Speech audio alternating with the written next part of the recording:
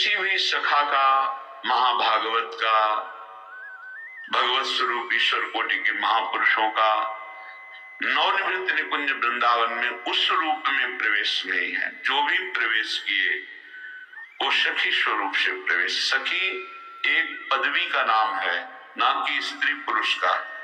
जैसे राष्ट्रपति पदवी है, उसमें पुरुष शरीर भी स्त्री शरीर भी दोनों विराजमान हो सकते हैं।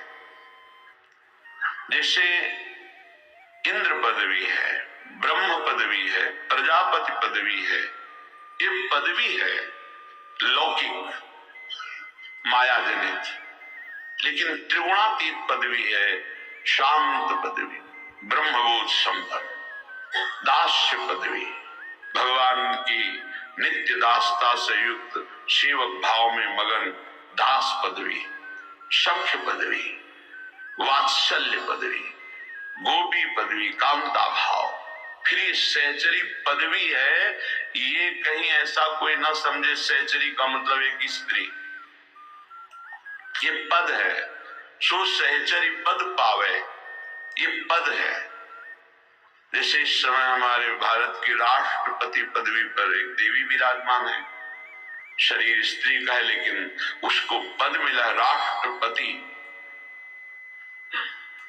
जब कभी कहीं भी वो पधारेगी तो कोई राष्ट्र का ऐसा अधिकारी नहीं जो उनको नमस्कार न करे, सलूट न करे। पदवी है। पूछा जाए भारत का राष्ट्रपति कौन, तो उच्चारण किया जाएगा अमुक नाम। तो सहचरी पदवी है।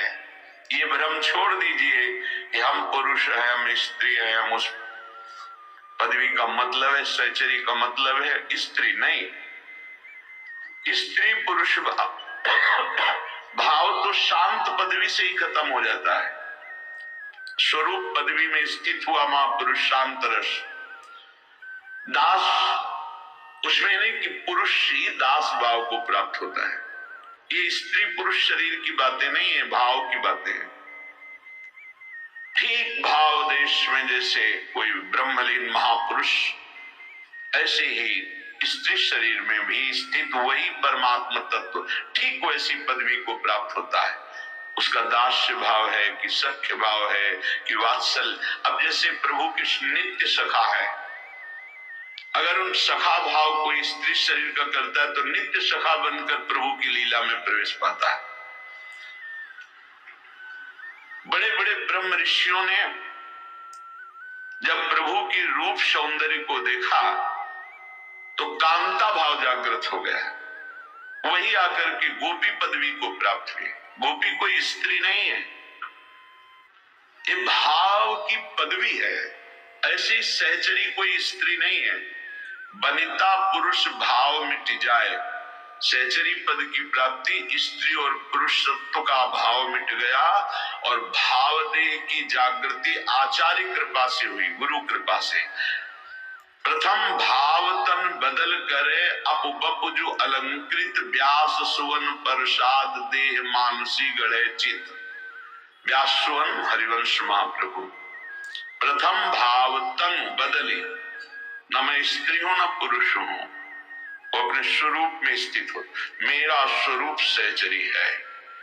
वो अपने को देखता है दिव्य अनंत सौंदर्य माधुर्य निधि प्रभु के समीप विराजमान किशोरी वपु। जैसे स्त्री शरीर में पंचभूतों की रचना है, स्त्री पुरुष चिन्ह है, ऐसा सहचरी में नहीं है, ऐसा गोपी में नहीं है। ये सब चिदानंद वपु है। वहां जो श्री कृष्ण है वही गोपी है।